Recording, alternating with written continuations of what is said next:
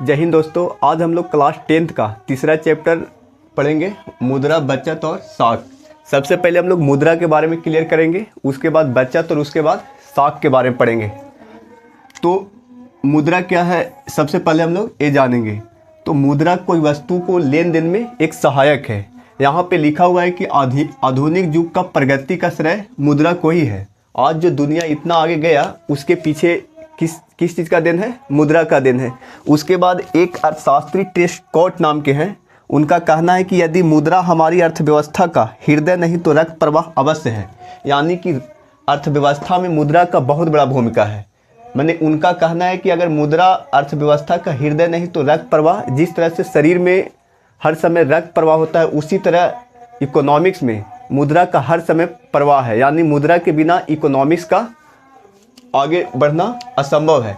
उसके बाद बोल रहा है कि मुद्रा का इतिहास, मुद्रा का कुछ इतिहास है, पहले का हिसाब किताब और आज का। जैसे पहले मुद्रा नहीं था तो उस समय हम लोग को लेन देन में बहुत ज़्यादा दिक्कत होता था, लेकिन जब से मुद्रा इस समाज में आया, जब से पूरा दुनिया में मुद्रा का प्रचलन शुरू हुआ, तब से यहाँ समाज में कोई दिक्कत नहीं हो रहा है। कोई वस्तु को हम लोग आसानी से मुद्रा के माध्यम से खरीद लेते हैं। उसके बाद बोल रहा है कि विनिमय का स्वरूप, यहाँ विनिमय का स्रोत दो ठो है, एक वस्तु विनिमय प्रणाली है और एक मौद्रिक विनिमय प्रणाली है। कहने का मतलब ये है कि हम लोग दो ही चीज़ से वस्तु को खरीद सकते हैं, यानी वस्तु के बदले वस्तु, और एक दूसरा क्या है? मुद्रा। हाँ, विनिमय का स्वरूप कितना है? दो, एक वस्तु विनिमय प्रणाली और एक मौद्रिक विनिमय प्रणाली। वस्तु विनिमय प्रणाली के मतलब कि वस्तु के बदले में वस्तु का देना, और मौद्रिक विनिमय प्रणाली में क्या है? मुद्रा के द्वारा हम वस्तु को खरीदेंगे। अब मुद्रा चाहे तो डॉलर के रूप में हो, चाहे वो रुपया के रूप में हो, चाहे वो टाका के रूप में हो, जो भी हो, लेकिन मुद्रा देकर हम कोई वस्तु को खरीदते हैं। अब हम लोग वस्तु विनिमय प्रणाली की कठिनाइयाँ पढ़ेंगे। इसमें 6 कठिनाइयाँ हैं। पहला कठिनाइयाँ है कि आवश्यकता के दोहरे संयोग का अभाव है। दूसरा है कि मूल्य समान मापक का अभाव। तीसरा है कि मूल संचय का अभाव। चौथा सह विभाजन का अभाव। और पांचवा है भविष्य के भुगतान की कठिनाई। और छठा है मूल हस्तांतरण की समस्या। अब पहला क्या था कि आवश्यकता के दोहरे संयोग का अभाव है। किस चीज़ का अभाव है?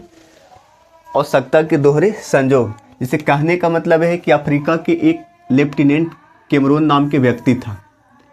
वो अपना ही देश में उसका कहानी था कि नदी पार करना था। क्या पार करना था? नदी। अब हुआ कि नदी पार करने में जो नाव वाला था वो लेफ्टिनेंट कैमरून से मांग रहा था क्या? कपड़ा। क्या मांग रहा था? कपड़ा। अब कपड़ा मांग रहा था तो उसके पास कपड़ा नहीं था, लेकिन जिसके पास कपड़ा था, जब उससे लेफ्टिनेंट को कैमरून क्या मांगा? कपड़ा। तो बोला कि हमको हाथी का क्या चाहिए? दांत चाहिए। तो लेफ्टिनेंट कैमरून के पास क्या नहीं था? हाथी का दांत नहीं था।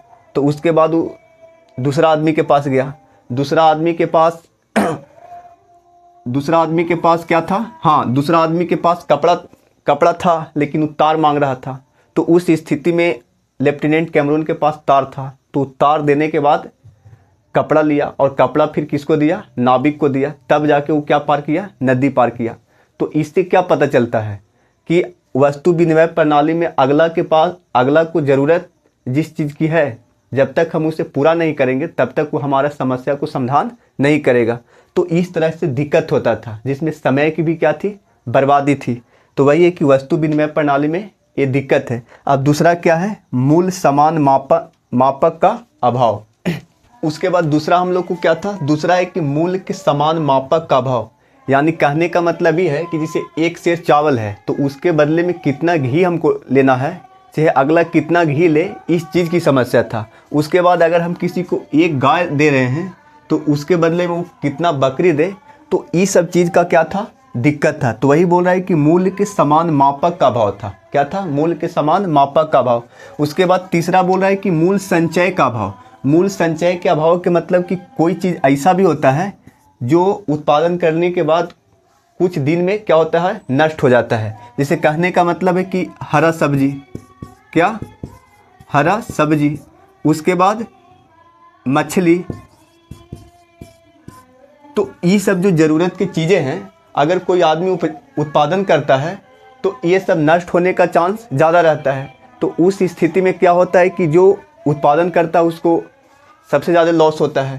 तो वही बोल रहा है कि मूल संचय का अभाव, हम कितना में बेचे, जिसे हमको बेचना चाहिए 50 रुपये kg सब्जी, लेकिन कुछ ऐसा दिक्कत है कि अगर न बेचेंगे तो उसके बाद वो ख़राब हो जाएगा और उसके बाद हमको कुछ नहीं मिलेगा और लॉस होगा। तो उस स्थिति में हम अगर न बिक रहा है तो कम पैसा में भी बेच देते हैं। तो वही बोल रहा है कि मूल संचय का भी क्या होता है, अभाव होता है। किस चीज़ में, वस्तु विनिमय प्रणाली की सब क्या है, कठिनाइयाँ हैं। मैंने ये सब चीज़ ये सब दिक्कत होता था हम लोग को। अब हम लोग देखेंगे कि सह विभाजन का अभाव, भविष्य के भुगतान की कठिनाई और मूल हस्तांतरण की समस्या। इस जब कभी हम लोग को एक दिक्कत होता था सह विभाजन का अभाव। सह विभाजन का अभाव के मतलब होता है कि जिसे कहने का मतलब है कि मेरे पास एक गाय है, कितना है, एक गाय है, ठीक, और एक गाय के बदले हमको 4 वस्तु लेना है और वो चारों वस्तु 4 आदमी के पास है।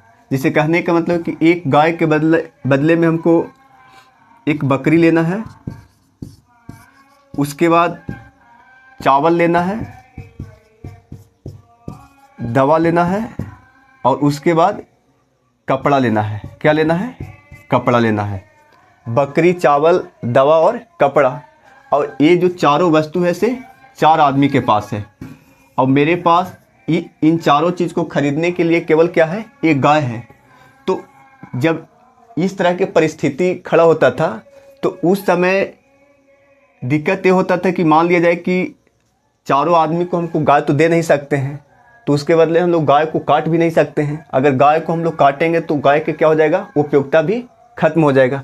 तो वही बोल रहा है कि सह विभाजन का अभाव, जब कभी इस तरह के होता था कि विभाजन के हिसाब किताब आ जाता था, तो वही बोल रहा है कि ये सब चीज़ से हम लोग को गुजरना पड़ता था वस्तु विनिमय प्रणाली में। आगे बोल रहा है कि भविष्य के भुगतान की कठिनाइयाँ, जब कभी एक और समस्या उत्पन्न होता था कि जिसे मान लिया जाए कि हमको 10 क्विंटल चावल की ज़रूरत है, कितना, 10 क्विंटल, कितना, 10 क्विंटल चावल का ज़रूरत है, ठीक। अब किसी आदमी को हम पहले ही बोल दिए कि हमको 10 क्विंटल चावल दे दीजिएगा। अब वो आदमी बोल रहा है कि उसके बदले हमको कुछ दीजिए। तो मान लिया जाए कि हम एक गाय दे दिए, क्या दे दिए, गाय। लेकिन हुआ कहानी ये कि 1 साल के बाद उसका जो धान था वो हुआ नहीं, खेत में हुआ ही नहीं। अब उस कंडीशन में वो आदमी तो हमको चावल नहीं देगा और गाय को क्या करेगा, पहुंचा देगा। तो उस स्थिति में जिस आदमी को हम गाय दिए उस गाय का दूध भी खाया वो, उसके बाद उससे गोबर निकलता है, उसका ईंधन भी उजलाया और 1 साल के बाद पहुंचा दिया। तो वहाँ पे उस आदमी को क्या हो जाएगा, लॉस हो जाएगा। तो वही बोल रहा है कि भविष्य के भुगतान की कठिनाइयाँ, भविष्य के भुगतान वाला कठिनाई वस्तु विनिमय प्रणाली में आता था। तो ये सब वस्तु विनिमय प्रणाली की कार्य था समस्या। हम लोग का एक लास्ट है क्या, मूल हस्तांतरण की समस्या। जब कभी दिक्कत इस तरह का होता था कि मान लिया जाए कि हम किसी गांव में रह रहे हैं, कहाँ रह रहे हैं, गांव में, और गांव को छोड़कर हमको शहर बसना है।